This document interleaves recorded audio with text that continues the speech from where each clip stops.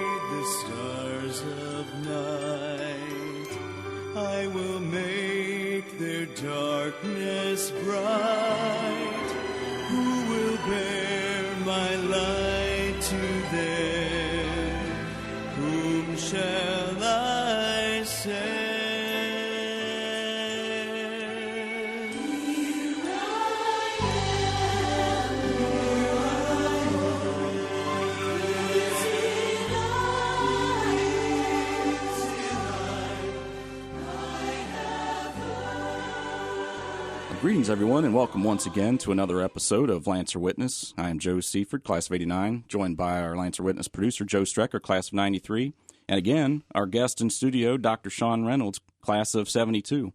And Dr. Sean is going to continue on with his topic from last week, so we're going to just get right into it. He said he's got a lot to talk about, so I don't want to use up any time with you listening to me. You get to listen to me all the time. So, Joe, Dr. Sean? I've so enjoyed talking to you on the microphone and off the microphone because you're seeing the same things that the research suggests, but you're seeing it with your boots on and with your family, with your in the culture, etc. And that's what I find over and over again when I talk to parents. Frequently, I'll say it's almost like this stuff is hidden in plain sight. It's like we know it.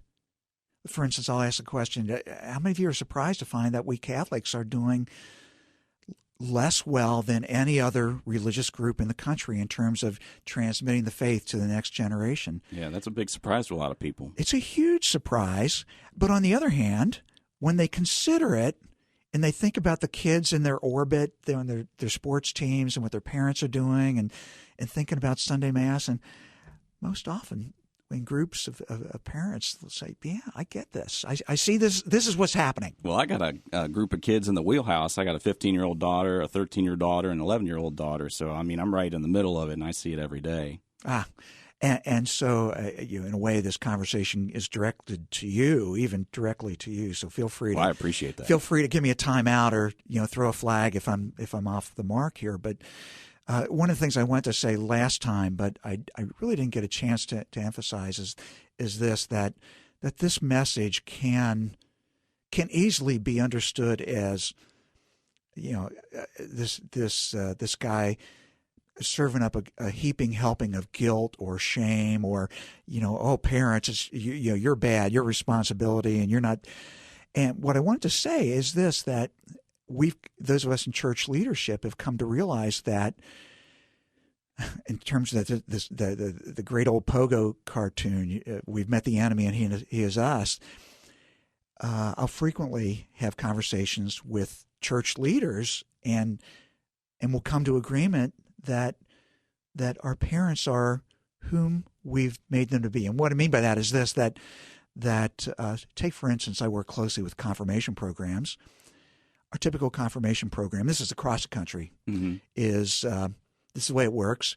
There might be an initial parent meeting, and at that meeting there is there's a brief little teaching, a little prayer, a little teaching from the pastor maybe if he shows up. Some paperwork to fill out. Some paperwork to fill out. You need to pay this money. You show up, and then, do you follow me? And then you show up at confirmation. Then the parents drop the kids off every week after that and never walk back in the door. Maybe we refer to that kind of cynically, I'm sorry to say, as the stop, drop, and roll phenomenon. And I don't mean fire safety. Right. It is. But those are what I say to church leaders and pastors. I was recently out in Iowa with all the school principals in that diocese, and just putting the question to them: how are we making? The church says parents are primary, and the research says parents are primary, but our programs are fundamentally organized to marginalize them. Yes. So, like Dr. Phil would say, well, how's that working for you, church? And apparently not very well. And it's a matter of we church leaders welcoming, partnering, and breaking the cycle of shame and saying, parents, we are in this with you. We've got your back. Yeah, because really, I mean, it's almost a matter of conditioning. Parents have almost gotten conditioned to operate in that manner, and you almost have to shake them free from their habits. Well, and you and I are both parents, and so it's shaking us free, isn't it? Yes, absolutely. And as you said last time, I don't know if people remember this, and I thought it was just brilliant. It was exactly right that we live in a consumer culture that we delegate almost everything. Do you follow me? Yes. We have experts doing most things, and we're used to results, and we're used to demanding them. And do you follow me? Somebody else needs to fix this. Somebody else needs to fix this. That's right. And with this particular piece of the puzzle, what we know is that absent parents, well, the frequently say the faith equation doesn't add up. It doesn't work. The conventional wisdom is go to mass, go to class, you get a Catholic. You follow me? Yeah. And I'm saying, well, the math is really different than that. And the math, and I can show you all the research, I can go on and on about this, is, again, no blame, no shame. It just is what it is. Yeah. It is what it is. That we shape our children in whatever. And so if we're really interested in our kids having a moral compass, for instance, having the internalized capability to pray, especially when the wheels fall off their life. Sure. Which can happen, an ACL injury in high school or elementary school, or some kind of failure, or losing someone who's close. There it is. It's does the child have the inner resources of spirituality and faith as a steady, rock solid fallback? Something that's lost on that is just such a tremendous gift to give your children. I mean, when tough times hit, if they don't have that faith to fall back on, they're just like everybody else in the world that's wandering aimlessly looking for some kind of answer, and there's no other answers out there a lot of times. Sometimes the answer is faith, and to give your children that gift of faith is such a tremendous gift, and that's overlooked a lot of times. I think that they just don't see it that way. Well, and we as people in the United States, we typically don't see it that way, and that's part of what's in the air these days. Right. That we're looking for salvation in a lot of different places. We're looking for love in all the wrong places, to quote the song. There it is, and so we have a heroin epidemic in this country. Now, what's up with that? What's up with that? Okay. At the surface level, you have people who are experimenting with drugs and frequently dying. Drill down deeper. Now, what's the hole in the soul that drug is trying to fill? Yeah, and there you go. What are they looking for? What are they looking for? What's trying to get numbed out? Whether it's alcohol or whatever. Right. I mean, that's the flip side. We haven't talked about that. That's the flip side of this research. Is this? And I love saying this to parents, that just picking up on what you said, that we now have rock solid research that says if you're interested in your child avoiding early sexual activity, avoiding substance abuse, avoiding getting into trouble with the law, as I frequently ask groups of parents, please raise your hand if you're interested in your children not going to jail. Do you follow me? Hopefully you get a unanimous vote. Yeah, and it usually is. Yeah, that would be a good thing. That there's a direct connection. That's where the research points, a direct connection. And we believe this as Christians, as Catholics, that there's a direct connection between faith and the outcomes of a person's life in terms of their decision-making, in terms of the people whom they choose to bring into their lives, the kinds of people that they are with, and the quality of those people. I can now point to rock solid research that says those decisions that you make at ages 10, 11, 12, 13 years old, no guarantees, because life is not that way. There are no guarantees in life, but you're giving your kid the best shot at the age of 25, 30, etc., to be living a good life. And by good, I mean a satisfying, a deeply rewarding life. Right. And that's the life that we believe is the life of faith. You know, and I hear a lot of secular parents, they think that's success when, your kids don't do drugs, your kids aren't in jail, they never did anything bad, they got a job and they're contributing that. Is that all there is to life? And when I hear that, that's a really low bar. Like, wow. I mean, seriously. Yeah. It's a really low bar, and there's way more, and that's the promise of abundant life. I mean, that Jesus talked about. The wedding feast at Cana was a recent reading at church, and that image of, well, you could have plain old water, but oh my gosh, here's wine, and there's a lot of it. It's overflowing. In other words, imaging the kind of life that we are actually called to, which is deep and rich and as we say, called to serve. Yeah. It's not self-centered, it's other-centered. I mean, that is life with capital L, L-I-F-E. Yeah. And that's the offer that faith is to our children. Yeah, even if you look towards like the end of life in somebody's eulogy or funeral, and you think about the richness of their days, and the people that had that richness, had that faith almost all the time, it's not just about professional, it's not just about family, it's about everything encompassing together to make this whole package that we call life. To make this whole package that we call life. Beautifully said. And in and through, to use our Christian terminology, in and through God, Christ, and the Holy Spirit, that's God's life in the world. That's what it looks like. It's us. It's us. Or it can be us. Yeah. And that's what's at stake. That's one of the reasons why I'm very passionate about this, because, as you said, the benefits are, well, as I say, out of this world, but they're also in this world. Yes. Absolutely. It's as one theologian I know says, it's heaven all the way to heaven, and it's hell all the way to hell. Wow. That's what we're offering. That's profound. And so when I talk to church people and when I talk to parents, again, no blame, no shame, but hey, let's join hands together for the benefit of our kids. Sure. Let's pull all this together, and the key word is partnership. Partnering with parents for the faith of their kids. So bringing all the tools that the church has to offer in and provide those to the parents, but then also bring the parents in unison with those tools, and everybody working together on the same mission. Everybody's on the same page.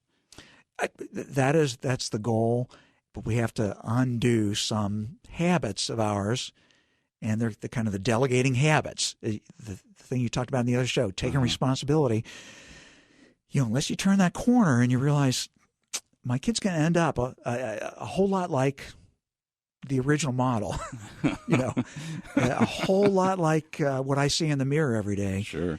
And it's my job not just to get them to a great school like LaSalle. That's part of it. Mm-hmm. But my job is after school, in between Sundays, to be the model that they'll carry around with them the rest of their life. There it is. Yeah, by most calculations, church is about 1 hour a week, and the rest of those hours are filled up by everything else. So. And you know what? There's another aspect of this research that the researchers developed shorthand for. The shorthand is more equals more, which my son Nick, a few years ago, when I first shared this with him, he said, "Well, that's pretty much a duh, Dad." And I think it is, but what we have research that says this, essentially, that faith is really good for kids. I mean, as a practical matter, like we said. Mm-hmm.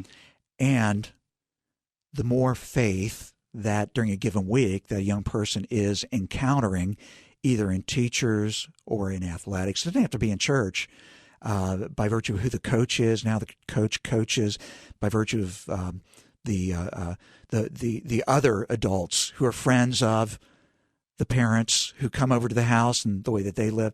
So it's not just the parents, but the more that kids are encountering faith, I'm actually making a gesture here that nobody can see, which is a circle. It's a pie graph. Think about the amount of faith in the pie of a given week. And if there's just a little bit, there's not enough. Right. There's not enough. Yeah. And my job as a parent is to make it bigger. Well, like you said in the previous show, if they're being ministered to, it's just a matter of what is being ministered to them. And that 1 hour a week in church, that's great. But what about after that? They're going to be being ministered to after that. I love telling this story. I was talking to a woman and in a presentation on this material, and she came back to me afterwards and she shared this story. Her 8-year-old was in childcare, 9-year-old, 10-year-old, I forget what the age was. And anyway, she left the presentation and picked up her kid, and on the way to the car says, "Johnny, would you like to be a server?" And Johnny looks at her and says, "Nah, I don't think so." They walk to the car. She gets in the car. She turns it on.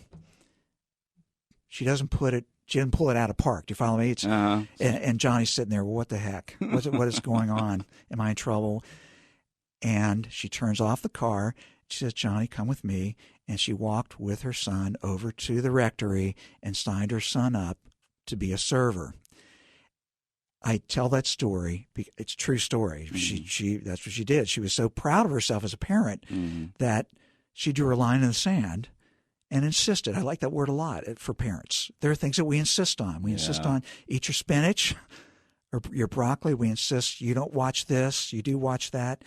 And in this conversation, insisting that more equals more. That between Sundays, you're going to be going to faith formation. You're going to be going. We're going to be praying. We're going to be breaking up the script. We're going to pray the rosary together. And you may not get that now, but you're going to really appreciate it later, like we do so many other things as parents. Being a parent, you have the advantage of time and wisdom, hopefully, that your children don't necessarily have the advantage of because of their limited experiences. So sometimes as a parent and myself, I can speak from personal experience, you have to make decisions for them that they don't know that they need. They don't think they want to do that, but after they do it, they're glad they did it. One of my daughters is still in karate because we insisted she not quit. And she's about a belt and a half away from a black belt now at this point. And she's so proud. She's very proud, and she's very glad that she continued. But if it was up to just her own decision, she would have withdrew a while back. So, when we abdicate as parents our responsibility, when we just leave those decisions up to them, they don't have the goods. They don't even have the hard. I'm sorry to say this, but it's what the brain research says. The hard wiring isn't in upstairs yet. Right. And they need time to mature. So it's doing them a disservice. Now, that said, I will frequently say this. If your child, Joe, came to you and said, math, M-A-T-H, math is boring. I don't think I want to go to math class anymore. What would your response be? Hold up. Yeah, mine would probably be, well, you're out of your mind. I mean, there's zero traction on that question. Of course you. Now, what if a child comes and says, Mass, M-A-S-S, is boring, Dad, or is boring, Mom? I don't want to go anymore. There it is. Yeah. Do we insist? And do we model? Are we there every week? A priest friend of mine told me this little story, a little kiddo, little girl. He hadn't seen her at church, and they were after Mass having a conversation, and he says to her, "Honey, I haven't seen you at church recently." She's 8 or 9. And her response is, "Well, Father, I can't drive." Right. There it is, insisting not just for our kids, but for ourselves. Even if this is kind of spinach for me, I don't quite get this. Do you follow me? Right. My wife grew up Baptist, and they got the little short Baptist bus that goes around and picks up their kids. Making those decisions. And I can tell you this, our son Patrick was the kid who could tell you the number of lights on the ceiling of the church. Oh. Do you follow me? Right. Like he could give you every detail but he was pretty disconnected for a while. Mm-hmm. He's working for Catholic Charities now. He did 2 years of missionary work. I'm not bragging. I'm just saying All Lee and I did really was stick to it. Yeah, I think a lot of us Stick follow to it. that path where, we question, we drift, we search. And there's nothing wrong with that because really, in the long run, I think that ends up strengthening your faith. It gives you a personal reason to pursue things of a higher calling. Yeah, and that's natural for people, human beings, to do for a while, which is why they need parents anchoring them before, during, and even after that. Yeah. We even have research that says when your kid is off to college 1,000 miles away, you as a parent still are significantly important. And of course, you have that relationship your entire life.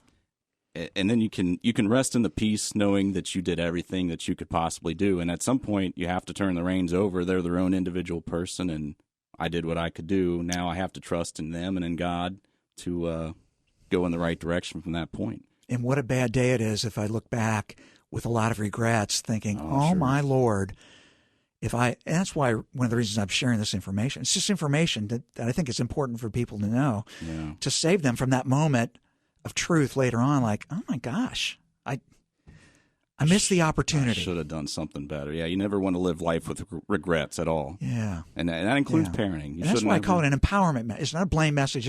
It's like, here's some info. My wife and I are always looking for info to be better and to do parenting better and all that. And so here's some information to use. Well, we're running up against the clock a little bit. Are there any points that you would like to make? Any keys that you haven't hit on yet? Anything like that? Let me just sneak in a couple little things. One is a special acknowledgement to those parents who are trying to do this singly, either those who have been widowed or don't have a spouse who is supportive or don't have a spouse at all and are raising kids on their own. Talk with so many parents who are just so committed and dedicated to doing the right thing by their kids. But it's tough for them. So I just wanted to shout out to those guys. Thank you for keeping the faith, for hanging in there. And that's why I'm big on the church having your back, and other parents that we want to support you and meet you there and do what we can to assist you. And you're probably feeling isolated and alone and maybe even kind of estranged from the church, being the way people are, that sometimes aren't sadly friendly or merciful. We're in this year of mercy to folks who have been through tough times, and shame on us if we're not welcoming and supporting folks who are struggling to do this on their own. I think I heard a statistic once that non-believers point to the one thing that they see as a flaw with Christians is that they're judgmental. That's the number one thing. And boy, that's especially true for young adults. If you look at research on why young adults are leaving, it largely boils down to that. So that's one piece. But one other would be this: for us as parents to live the life that we want our kids to live. Yeah. And if you can get that in, if we can get that in our heads, then we can shake loose of this delegating, as we say, this mentality of, well, it's somebody else, and take that back on. And that's a sweet spot. That's a great place to be. I mean, that is the vocation, as we say in the church, of the vocation of parenting. Yes. You're shaping the next generation, and it's a beautiful thing. Yeah. Nice. Well, now I always think of the phrase. I don't know where it came from, but they talk about how your children aren't going to listen to what you say. They're going to listen, or they're going to do what you do. They're going to see what you do, and that's what's really going to form them. Yep. And this falls right back into that. There it is. That's it. Yeah, there it is. Dr. Sean, it's been an absolute pleasure having you as a guest on It's been Lancer a blast, Witness. Joe. Thank you. And by the way, you don't have to call me Dr. Sean. You can call me Sean. You have so much credibility, it's hard not to. You can call me other things, too, if you like. Okay. Well, let that be a lesson to all of you out there. So on behalf of Joe Strecker, my producer, for Lancer Witness, myself, and Sean Reynolds, I'm Joe Seifert, and I wish you a very blessed week. If you have any questions or comments about this show or any other show, or ideas for future programs, please contact us at faith@lasallealc.com. That's faith, at lasallealc.com.